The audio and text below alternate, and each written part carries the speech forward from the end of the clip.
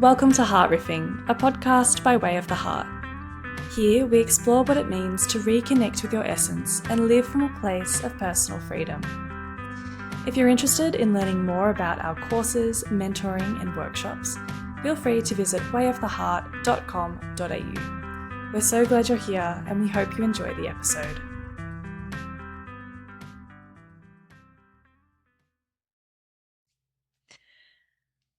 Hi, and welcome back to another episode of Heart Riffing, a podcast by way of the heart. We're back here in the treehouse again for episode number 38. And I thought that I would do a bit of a different episode today. I kind of just wanted to talk about where we were at, what we were thinking about, just in terms of what's going on for each of us in our lives and also what we've been thinking about and processing in our sort of spiritual lives. Dangerous episode. Or in our heart space, I guess. Heart space. Yeah, not necessarily spiritual life, but in our heart space. And I wanted to do that because we talk a lot about, when we do a lot of heart riffing, we riff a lot.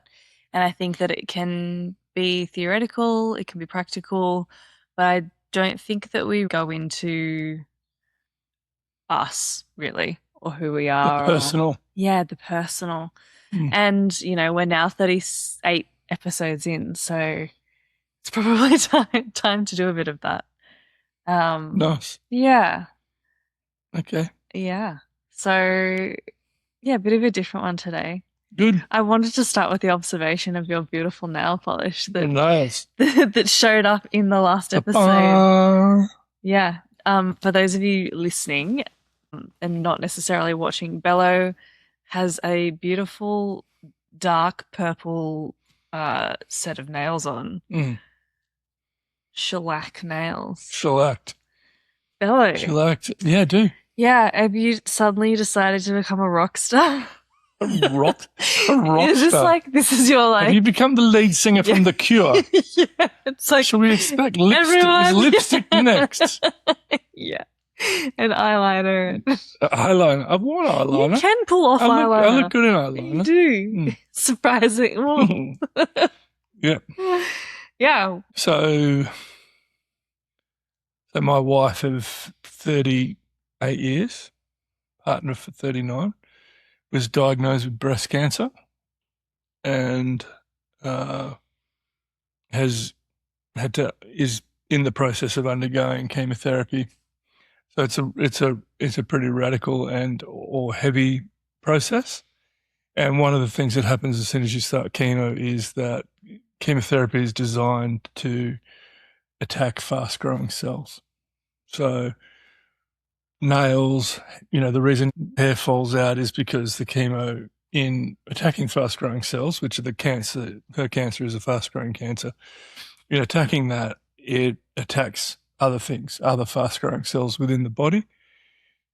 And obviously one of those is your fingernails. And so going through chemo can often get brittle fingernails and get damaged fingernails, as well as hair falling out and other obvious kind of implications of that. So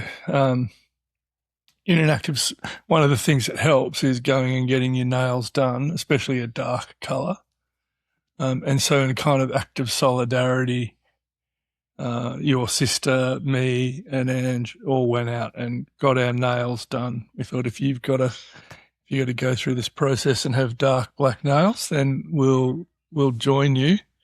And the rule was we'll all do it together, and whatever colour she picks, we'll all get exactly the same colour. So here I am in an act of solidarity. I mean, she's going to join me in an act of solidarity going bald. So she said, You've been trying to convince her about she said, should I get a wig? I said, no, you should probably get a moustache and a beard. I'll paint my nails, you get a beard and go bald. And then, no, we didn't say that. But it's just part of standing and just part of joining my wife in the journey. And a symbolic gesture of solidarity, which is a bit stupid. There'll be there'll be things to her appearance which, obviously change. And so I thought, I can join you in the change. Love it. I'm now sporting, for the duration of her chemo, I'm now sporting beautiful purple shellacked nails. Love it. I feel like it suits you. Well, whether it does or not. I don't think it's a permanent accruement, but it's serendipitous that it does work. But it does. I tell you what, my nails have never looked so good, and you don't chew them. So there you go. And not that I was much of a nail chew. Whenever I'm prompting you, I typically try to embody the perspective of the listener and ask you like devil's advocate questions or questions that I think people might get a lot out of. Yeah. But I'd love to just ask you actual personal questions. Sure. Swing away. Yeah, so I guess off the back of what we were just talking about, with mum going through chemo and getting the cancer diagnosis and everything, I think 2 questions. How are you processing it would be a bit of an obvious question, but I think what I mean behind that, or what I want to get to behind that, is if it has, how has it impacted your heart space? Like, what's the heart conversation been? With her or with me? With you, because I think that, we talk about walking away of the heart, and we talk about returning to that internal space and returning to your internal voice and using that as your guide and as the only point of reference that really matters.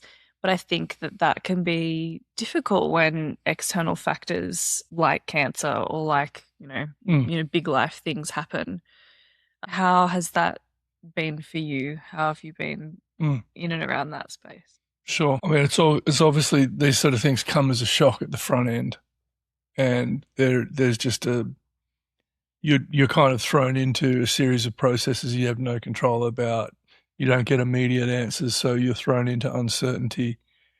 And the person that you've built your life in and around and built a family with is being confronted with a potentiality that has everything from, oh no, you'll be fine, to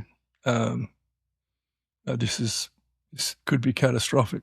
And so you don't know where you're going to land in the process. So it's really hard to it's really hard in kind of, the gross physical mind to kind of pick a landing point and go, oh, okay, it's okay because we know this. Yeah. So certainty is not really something that comes with the process. That comes a little bit later on as you speak to specialists and they outline treatment processes and protocols and all that sort of stuff. And so you do start to get a handle on it after a while. But it is discombobulating. It throws you into a whole range of different things. Some of it's emotional. There's obviously natural emotions that you go through, like everyone does when they're confronted with tough stuff. There's conversations that you don't want to have that you probably should have, and we've had those conversations. And I'm big on that. I'm big on, okay, if this is our life curriculum, then we need to speak openly and honestly about what that looks like. No point pretending in that space. And then from my own perspective, I think the biggest shift happened to me one night because after the diagnosis, Ange went away and hung out with a sister and a mother just for a couple of days because it was going to be one of her last opportunities for a long time to actually have some time away. And her mum's 85 and lives up the coast. So I was like, okay, go and do that. That's a great idea.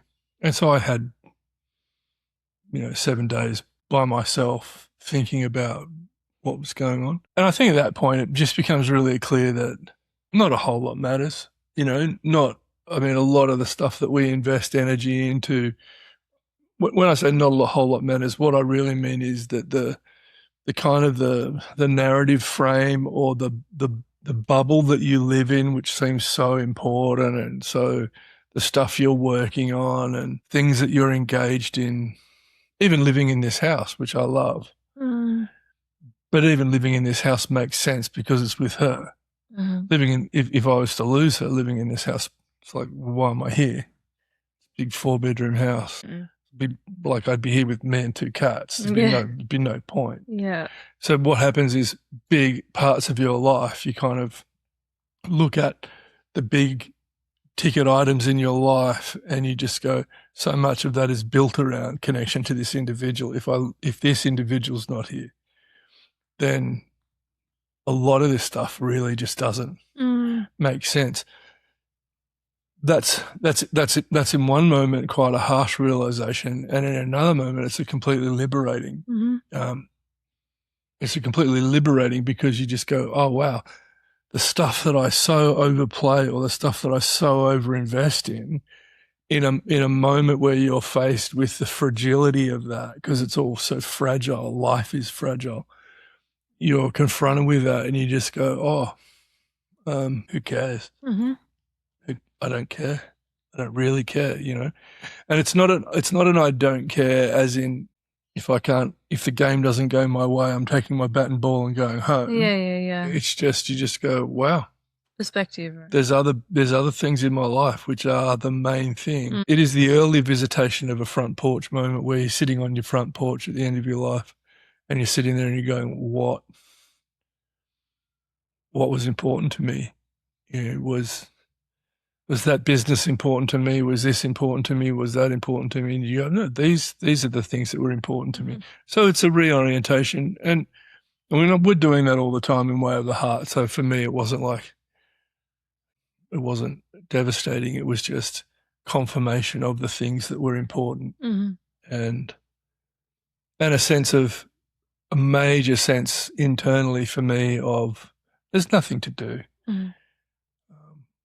I really, both Bloss and I really don't like this whole idea of, we're going to fight cancer. We're not fighting anything. Like we're going to submit ourselves to a process. The process is going to do what it's going to do.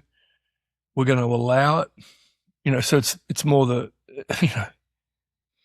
it's like this is where philosophy meets practice. This is where the inner life meets the outer life. Are we going to embody what we believe? Are we going to be like water? Are we going to flow with this? Or are we going to resist this? And we made an early decision that to the best of our ability we'll allow. We'll just go with it. What does it look like to allow and to flow with something like this? It looks like you go into a chemotherapy treatment room, you sit in a chair, you get wired up, you get drugs that she would never have wanted anywhere near her pumped into her. It means you take steroids to sustain you. It means you take all sorts of different tablets. It just means to try and find some humor in it as well, and not to take on this thing of like, I'll fight this and I'll beat this. It's like, it's just such a use, because then you set up the duality. This is the enemy, and it's like, okay, no, the body's produced this. It has to be taken care of, but no. And then it's just, and then when you get into that place, you're able to see, and this sounds ridiculous, but you're able to see that the whole thing comes with gifts. She won't be going back to work the way she was before. Yeah. It signals a major shift in her career that by duplication signals shifts in our life, a season over, new season, closing out of certain things, welcoming of other different things, potential pivots that we might do in the future, consistent with that. Maybe we're here, maybe we're not here, maybe we do this, maybe we do something else. She'll find other things. You find out really quickly who's doing life with you and who's not doing life with you. That becomes pretty apparent. Everyone has lovely words of encouragement and or solidarity, and some people turn up and express their solidarity in loving acts. That's good to see. Reminds you that love and empathy and compassion are embodied things, not just words spoken, but actions. So yeah, there's lots of gifts. There's lots of things to see and to learn, and I'm trying to stay not emotionally triggered and just aware. And then, I'm asking the question, what does she need as her partner, as her life partner? And I think she needs an allowing. If she feels emotional, yeah, she's allowed to feel emotional. If she's angry, she can feel angry. If she's feeling like her body's betrayed her, yep. So not trying to talk her out of anything, or not pretend that it's not a serious thing, or not pretend that that she should be doing better, but just to walk with her silently, pick up the stuff that I need to pick up, make sure she eats good, be present. So that's been most of my curriculum for the last sort of. It's a process. It's probably a 5-6 week process before you get diagnosis and treatment starts improper. Mm. There's like a bazillion scans and stuff, but yeah, that's been my journey. Mm-hmm. That's what I've tried to do in the last 2.5 months. You mentioned that this, in a way, was an ending of one season and the starting of another season. And having known you guys for as long as I've known you guys, being your daughter, I think it's interesting to see how you guys routinely have an ability to see when a season is ending and to move in response to that. And like you always come together and have those discussions and make sure that you're moving appropriately and in unison. So it's interesting to hear the actual process or the intention behind that. Yeah. That thing that I've been witnessing since I was very little. Yeah. Good. What's been happening for you? Well, my mum got diagnosed with cancer. Yeah. Selfish, man. Well, we're at the time of filming, we're at the end of July. And I think that the whole first half of the year was really challenging curriculum. I think the process of being in a startup is challenging and all of the things that go along with that. And then obviously mum getting diagnosed is also tricky as well. But I really feel like, it's going to sound really weird, I feel like there's been releasing energy in the past few weeks. And I feel like things have sort of energetically opened up. And I don't mean that like everything is super clear and there's so much providence. I just mean that there seems to be a sense of space and growth that sort of come about in the past month or so, which is really nice. Yeah, it's a nice change, I think. Yeah, it's great. Yeah. There's the hustle and bustle of building something and getting it, for those who don't know, there's all the infrastructure and there's a million things. There's on any given day, there's a million things to do. Yeah. Isn't there? Yeah. And then you get lost in the doing. You're just doing on a day-to-day basis. Yes. And I think that's I feel like it's a tricky balance because there is so much that needs to be done that I need to make sure to try and balance all of the getting things done with actually holding the integrity of the thing that we're a part of. Yeah, which that's always a tension, isn't it? Yeah, it really is. Because it's like we always say, don't push the river. Or there should be no striving in Way of the Heart. But at the same time, it's like, well, I need to work or I need to push in order to get stuff done. Yeah. So it's kind of navigating the energy in and around that. And the extent to which I'm allowing myself to get wrapped up in any sort of, I don't know, anxiety or kind of grasping. Well, that's the noise, isn't it? There's the stuff that has to happen. And then there's, I mean, Lydia, who people might have met a couple of potties ago, she had her own journey with cancer, and she met a lady who had a really chronic pain, and the lady said to her, in Lydia's recovery, she said, do the difficult stuff, like do the pain, but don't do the double pain. The dirty pain. The dirty pain. Yeah. Yeah. Which is like, there's hard stuff to do in life. And then when you add a truckload of negative framing story or just need to control, need to dominate, need to just bring some element of, you allow the emotion and or the need, and then the framing story that justifies all of that, you put that on top and it just makes it so much harder, So like, I think in terms of Lydia's pain, it was like, yes, I'm in pain. Yes, I'm not well. Yes, I can't do. But then the dirty pain is all the angst that you bring to that. Yeah. And all the like the why am I anger in pain and what does this mean? And like, why can't I stop why this? Is she like, why are they able to do this and I can't do that? Yeah.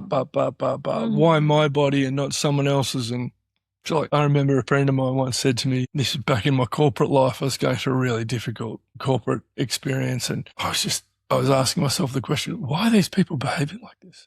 Why don't they like me? And he was a psychologist, and he just goes, dude, you're in a war right now. Can you just duck down? Get down in the trench, and if you're going to stand up, shoot. You know? But don't stand up in the middle of the battlefield going, why don't you like me? Yeah. You know, it's like, what are you doing? You know, it's like, that's a question for another time. Yeah. It's not a now question. Not the time, not the place. Yeah.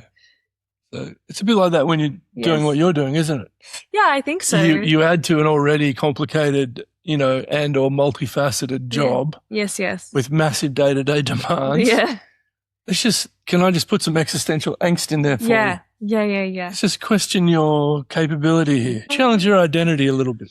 And I don't know why there is the proclivity to do that. And I think that a lot of people do that in a bunch of different ways. I was talking to Tara the other day about this cultural myth that I think a lot of people subscribe to around work, and work being this thing that just makes you, you get home, you're like, oh, I'm so tired, or I don't want to do this job, or I can't wait until I can retire. I can't wait until I can move to the countryside and just grow vegetables and chill out and look at the night sky. And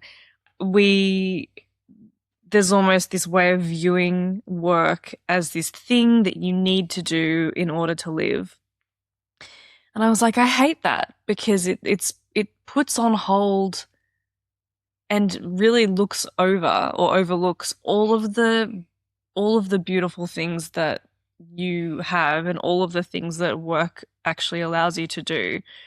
And I was like, well, if I look at the person, or if you look at who you are now in comparison to 6 months ago, there are so many more capabilities and so much more learning and so much enrichment, and this kind of, I guess, ties on from the last episode. Tara's she's one of those people who what she's doing does align with who she is. So navigating all of that. That's sort of how that conversation came up. So what you're saying is that you've got this life curriculum, and then there's this tendency for all of us, not just Tara and or you, but then in the sense-making process and the felt reality of living out of whatever that is, we go, well, I feel this, and therefore that means this. It's so interesting how the stimulus lands in the emotions, and then the emotions immediately fire off doing whatever they're going to do, unless they're regulated, but often they're not. And so they fire off, and then the brain goes, and then the brain comes in and goes, I'll help you justify that. Yeah. Work was shit today, and I had so much to do, and my workload is too big, and and that justifies the fact that I feel overwhelmed, and then the brain goes, and it's not fair that you're overwhelmed. Yes, and it's not fair that I'm overwhelmed, and and all of a sudden you go, oh, okay, now I'm not just a tired worker, now I'm a tired, pissed off, disenfranchised, angry worker with rights. Yes. And you just go like, wow, that was just on the drive home. That escalated. Yeah, and I think the weird thing about that is then you have identities that are formed around being the pissed off person or the really tired person. Yeah. And it's like, isn't that tiring? Well, it can never change, because of course it is. Even if you move to a different job, all of your identity is in, I'm so tired or I'm so angry. Well, this is why we didn't frame, say, the upcoming cancer process as we're fighting cancer. Because it means every day we wake up and lean into this, it's a battle. And in a battle, it's like there's a winning side and a losing side. Or there's a complete stalemate. Like, it's just it's like, okay, we're in a battle now. It's like, that's a really shit framing, because you're not in a battle, you're in a process with immensely skilled people leading you through the process Mm-hmm. and surrendering to their expertise and Mm-hmm. surrendering to their trust. So for us, it's more like, see this as a process of trusting, see this as a process of valuing people who have given their life to solve this particular issue, you know, or in your case, it's like being the CEO of a startup is amazing at 32. Mm. You know, on any resume, the chairman of Way of the Heart says this to you often, on any resume, this looks incredibly impressive because of what you've built and et cetera, et cetera, et cetera. And you go, yeah, but I've got to live that shit. You know, like this is taking skin off. It's like, oh, awesome. Thank you. Thanks. And then I go home and then all the stuff is still there for me to figure out. You know you write a resume to get another job. Yeah.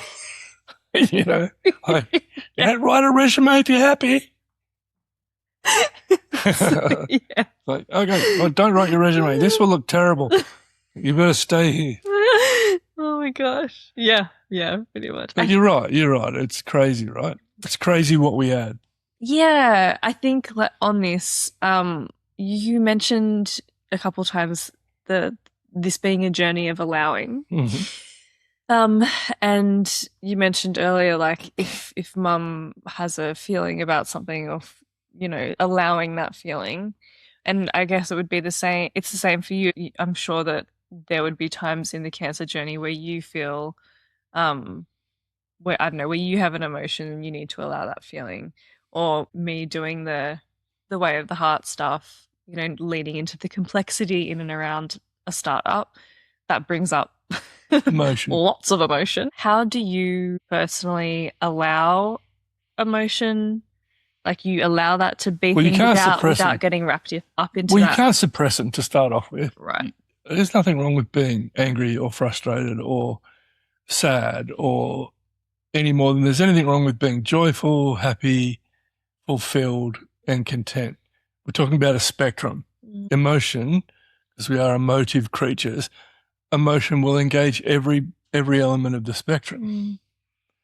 To not allow an emotion is to suppress, and the rule is whatever you suppress or repress, you project, right? So that becomes that's where we start to get into psychological dysregulation, because I'm not allowed to feel what I'm feeling, and I suppress the story. So I'm not into suppressing of emotions. And if you've ever driven in the car with me and someone's pulled in front of me, I have no problem expressing. I live in Sydney too, so driving is a form of vehicular, combat. It's a war. It's a war.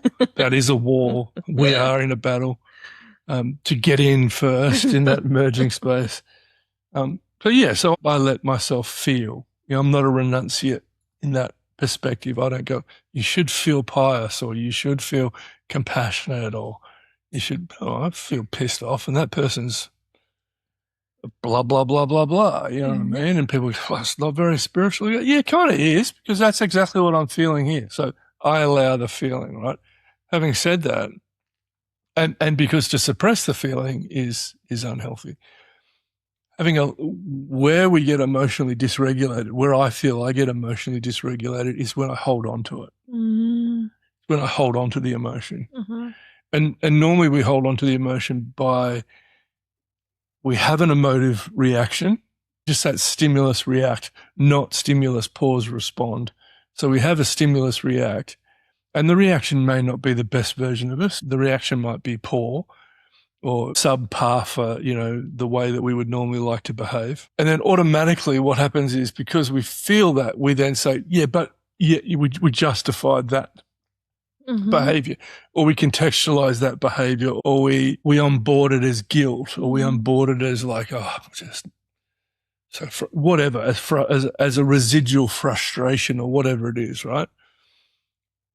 And the problem of doing that is that we've now bound that emotion to our identity. We've now bound that emotion to who we are. And what we do then is that then becomes cumulative. So then Yeah. another thing happens and I react, and then I'm on board in that, and I'm on board And then in it's that. like suddenly you're an angry person. And now I'm a tank, like the big water tanks, you know what I mean? Now I'm just filling the water tank with all my emotions. It's the emotion tank, and I'm filling it and I'm holding it and I'm looking at it to see how full it is. And there's all the emotion, and I'm constantly in this emotive state, And then what you'll find happens is that the mind will then, as it feels these things, it will anchor itself. So I'm getting to the lift at the bottom of the stairs to go into the office, and I'm already pissed off. Oh, right. Yeah, but you haven't even pressed level 3 yet. Yeah. No, I'm pissed off as soon as I walk in the foyer and see the security guys there and have to swipe. As soon as I have to swipe that badge to go through the turnstile, pressing level 3. Yes. Yeah. Like, watch out if you're on the other side of this door when it opens. It's like, so then your body starts to get into the train station. I'm hopping on the train. I'm going in. I'm sitting in the same seat that I always sit in. I already feel apathetic. I'm already feeling like, just how do I, here we go. It's Monday. So like you're anchoring, your body then anchors to the physical environment, which then triggers the emotion. So then you relive the emotion again. Mm-hmm. And so emotions have become things that now you're now carrying them in a backpack on you. And I've done this for a lot of my life. A lot of my spiritual journey was just about learning to go, feel it, let it pass through you. Mm-hmm. It's okay. It's gone. Mm-hmm. Don't hold on to it. Mm-hmm. Doesn't need a story. Doesn't need to be justified. Doesn't need to be defended. Mm-hmm. If I behave poorly, I apologize for behaving poorly. Why did you behave poorly? Because I had a dysregulated emotional reaction to something that triggered me. Mm-hmm. I'll investigate that when I'm not so triggered about it. Mm-hmm. And just allowing, and I think this is a really valid, for me, this is a really valid spiritual pathway. Mm-hmm. It's a spiritual pathway that sort of says, there's a part of me that is, this is so way of the heart, there's a part of me that is mature, there's a part of me which is realized, there's a part of me that is connected to the universe, there's a part of me that operates at the highest possible level of consciousness. I can't access that version. I can't access that level of consciousness if I'm carrying around a bucket load of emotions that are constantly triggering me and driving me into an angry state or a frustrated state or whatever it is. Can't get there. Or a defensive state. If I'm in a defensive, combative state, well, then the slightest little thing that doesn't go my way is a loss. Mm-hmm. It's like, so there's another loss. Mm-hmm.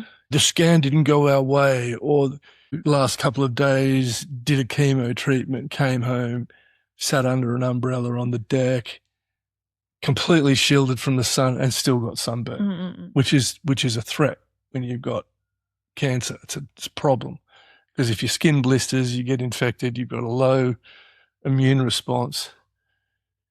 Then if I'm viewing it as a battle, I go, we lost that battle. And so then I take a bunch of angst and a bunch of anxiety and I stick it in my emotion tank and then I hold it there and then something similar and then I anchor to that.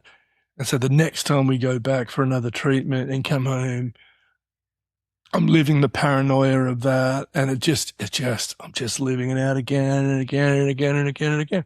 One of the things the same way of the heart is the energy that you predominantly live out of is the way that people are going to see you.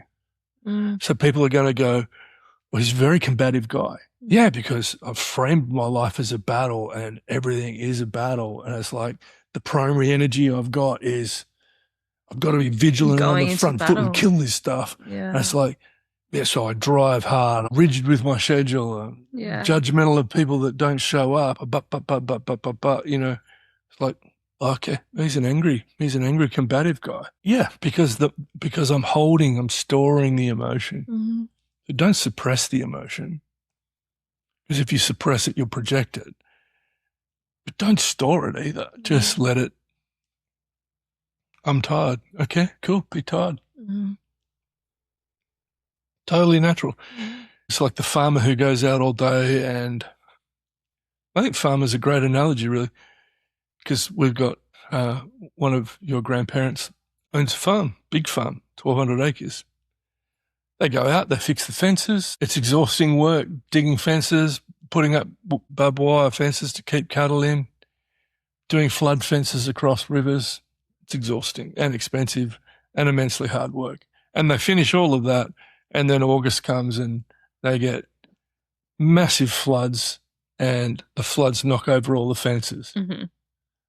They sow a whole lot of fertilizer on some paddocks in the hope that there's going to be rain and that it's going to get some growth happening, or they plant some sorghum because that's going to be fantastic for the cows or whatever it is. And then they don't get any rain. The sorghum dies and weeds start to grow. And because there's fertilizer in the soil, the weeds go wacko and they grow batshit crazy. What do you do as a farmer? Do you get up and get angry about that? Or do you just go, called farming? Mm-hmm. Not happy about it. But I got to go and fix some fences. Mm-hmm. Not happy about it. I got to go dig some weeds out. Mm-hmm. Have you ever dug weeds out of that field before? Yeah, maybe 9,000 times. You know what I mean? Like, and what I'm trying to say is that what you come back to is a baseline that, like, you work hard, people get tired. Mm-hmm. You have a complex job, you get fatigued. Mm-hmm. You have the advent of an immensely serious illness or an immensely serious, health threat. You're going to walk through a tough process. Mm-hmm. She's going to walk through a tough process. I'm going to walk through a tough process. Yep. There it is. Mm-hmm. Kind of took over a bit, didn't I? But you know what I mean? It's good. Yeah, I do know what you mean. I think it's good too. I mean, I don't think that we've actually talked much about emotional regulation and feeling and expressing an emotion in a healthy way as opposed to storing it. I don't think we've also talked a lot about allowing an emotion, or just going through a process where things naturally pop up, and that being an okay thing. So long as you're not getting lost in that energy, so long as you're not getting so wrapped up in your anger that it's exploding onto other people, or you're getting so wrapped up in your anxiety. The question, going back to your situation. Oh yeah. Excuse me for interrupting. The question for going back to your situation was, there was a whole lot of kind of stuff that you were trying to land at the beginning of the year, so the first 6 months, yeah? Yeah. And with varying degrees of success. Mm-hmm. What signaled or how did that change? What shifted in the kind of the ether that allowed you to go, oh, this is... Yeah, I mean, I feel... to come out of that, or to contextualize that. Yes. I think tangibly we had our practitioner retreat, which I think was really helpful, in part because I got to see a lot of other people going on their own journey and who were contextualizing Way of the Heart in their own lives. And that was really nice to see that as external from me. And I think that when I allowed that to settle, in the time after the retreat, I think I was able to challenge my understanding of time. Like I have this expectation that Way of the Heart needs to look like XYZ within this amount of time, and that success or viability of continuing must look like this, and it must be done in a certain time frame. But I think that seeing it present in other people, and really just sort of sitting with myself over a period of time and letting the dust settle and just allowing clarity to come through. Yeah. And often that's what I need. I need time to sit with things subconsciously, because I'm not a verbal processor. I'm a non-verbal processor. Me too. I'm non-verbal. Yeah, totally. I'm kind of the opposite. So I need time to just sort of sit and let my subconscious wade through things and feel into things. I think that what settled is this. I think what I was able to let go of was these expectations that things would look a certain way in a certain time. Yeah. Because if I go back to my heart in all of this, it doesn't really have much of an agenda. in terms of when things will get done or how they will look. So interesting. All my heart says is Mm. just hold. Yeah. Hold. That was literally like the really poignant word for me. Isn't that interesting? Over that weekend was just hold. So there's a mindset that's building Way of the Heart and doing all this stuff and being very busy and but assuming the role of the chief person driving all the infrastructure and all the business pieces and all the moving parts, and you're doing all of that. And there's kind of like a popular culture, or what we would call a dominant narrative, that says someone doing all of that has got to set these goals, and the viability of the business is dependent on this particular figure and this conversion rate and this number of And so as you see us looming towards this kind of, by this date we should have had and here we are moving towards this date, and you're going, it's not happening. Yeah. It's not happening. Yeah. It's not happening. It's not happening. We're not viable. And then the conclusion is, we're not viable. We're not, like, and then you get out of that. Then you take off the kind of the CEO role, and you go, oh, wait a second. That's a construct. That's all made up. This thing is viable. Why is it viable? Well, because it doesn't cost you and I anything to sit down in front of this, does it? Like, we can do this. Yeah. This podcast is brought to you at great expense. We like to thank our sponsors, Ezekiel the Cat and the Figure Leaf Farm, for its beautiful sponsorship of the podcast. It's like, it's like we just do it, right? Yeah. It's viable because we want to do it. Yeah. It's not viable because we reached these dates and these things dropped. And no. So that's actually nominally true. We've been playing with these words. That's nominally true. And this is actually true. Yeah. Totally. You think is that fair?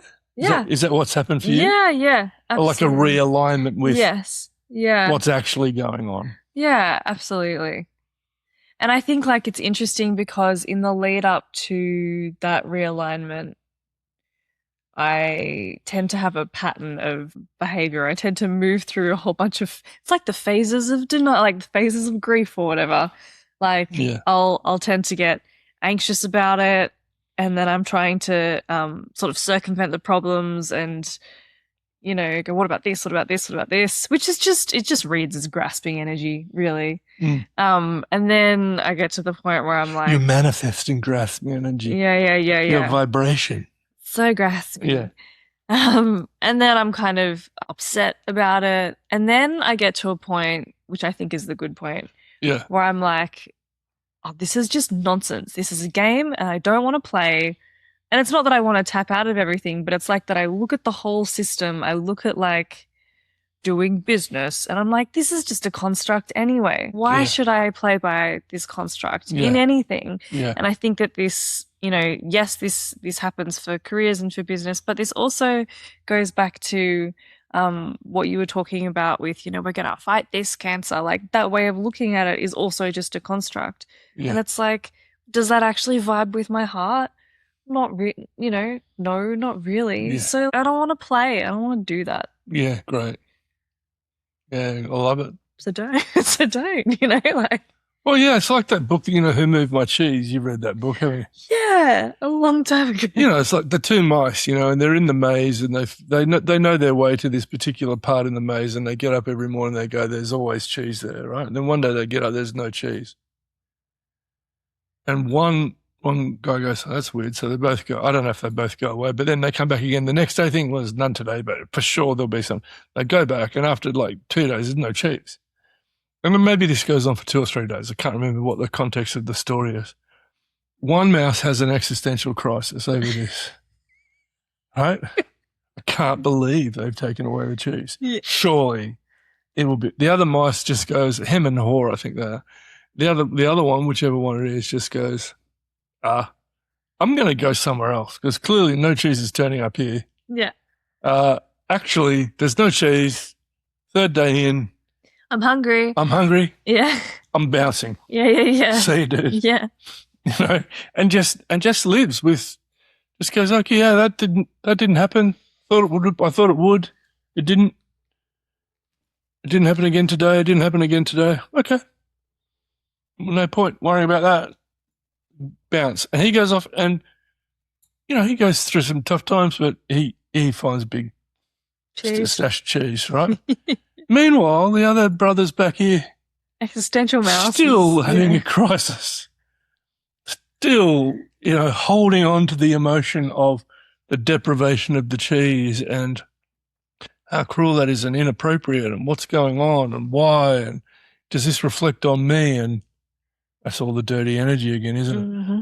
Yeah. The dirty pain, right? That's the dirty pain again. Mm-hmm. This is great. I've got a really clear title for the podcast name in my head. So. Called The Dirty Cheese. Who moved my dirty Not cheese? the big cheese, the dirty cheese. I love it. Yeah, I think it does. I think all of these things are circling in and around a similar topic. So when you came out of that kind of the moment, the 4 months of going down the construct rabbit hole, what was it like coming out the other side of that? Because you've produced some good work out. I mean, some of your most effective work this year has been some of the analysis you've done and some of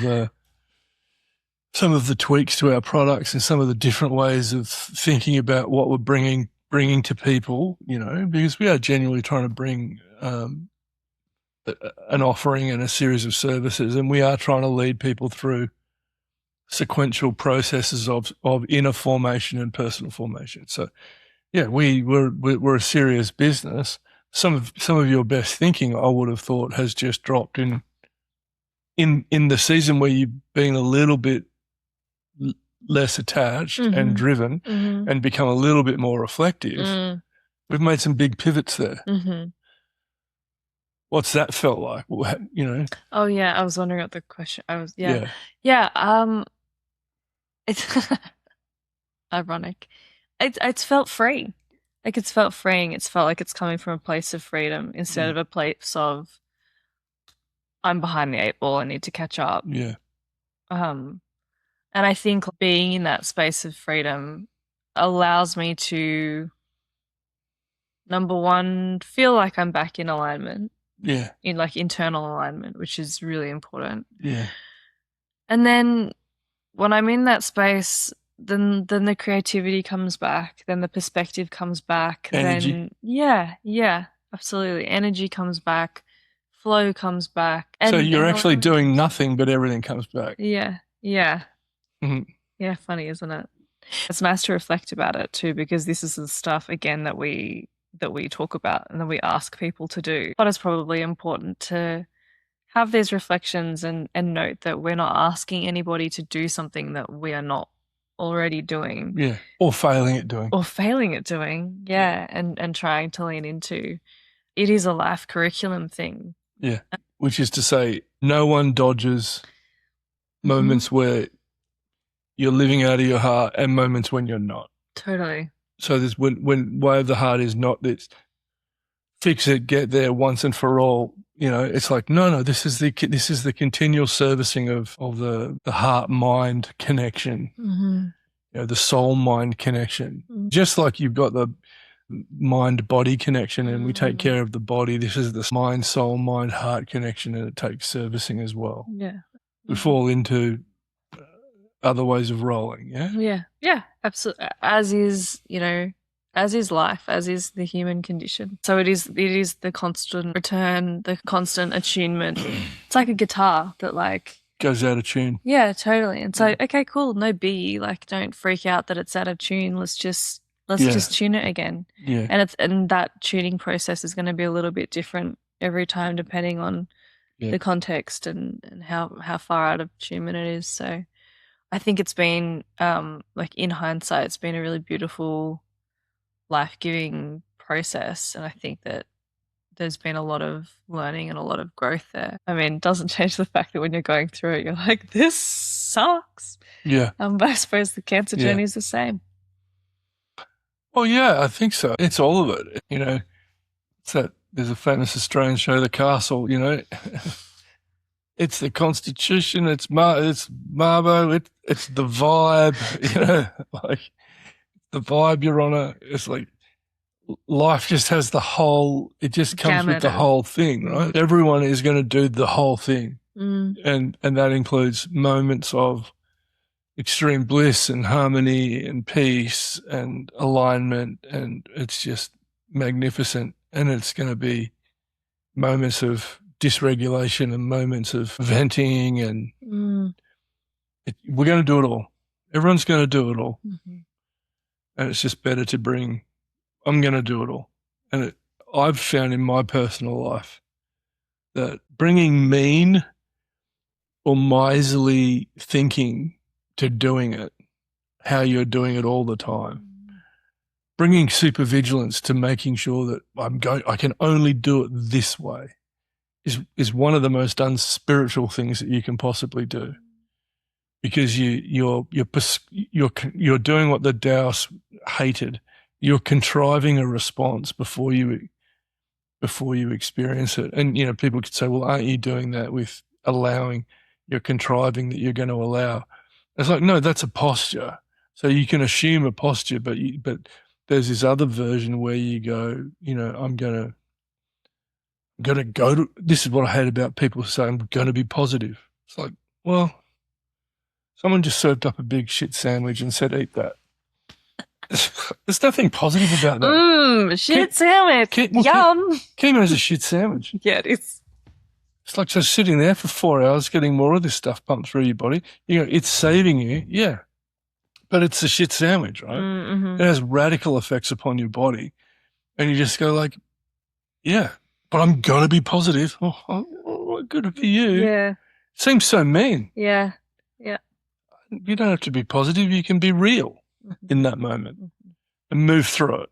That's, you know, you can have the whole experience of running a startup and experiencing all the drama of that, going down the rabbit hole because you know, targets that you set weren't met or whatever it was, and then going, okay, that's the rabbit hole. We come out of the rabbit hole and go, okay, let me just chuck the stuff that I don't need from the rabbit hole, and let's just reframe here. That's not a bad way to go. Not at all. I think it's a good place to. Well, that's where we're at. Yeah. Yeah. Cool. Thank you. Thanks for joining us for this episode too. I always say this, but please do reach out. We love to hear from you guys, and some of you are too. Like I've gotten some lovely. Paint your nails. Yeah, paint your nails. We'd love to see photos of painted nails. Yes. Post them. Yeah. Send us your photos. Send us your photos of painted nails in solidarity for Bloss. Yeah. It's a dark purple. You can pick whatever color you want. Yeah, this is a very realistic and doable call to action, guys. So get on it. I want to see. Especially you blokes. If I can do it. If Shrek, the 61-year-old Shrek can do it. I need to go paint my nails. Get on it. Yeah. I haven't done it. I'm backsliding. Backslide. Cool. Thanks. Thanks for joining us. We'll see you in the next episode. Thank you for listening to Heart Riffing. If today's conversation resonated, you can find more of our work, including courses, mentoring, and workshops, at www.wayoftheheart.com.au or on our Instagram, Way of the Heart Official. We'd love to hear your thoughts, reflections, or questions, so please always feel free to message or comment. We look forward to seeing you next time.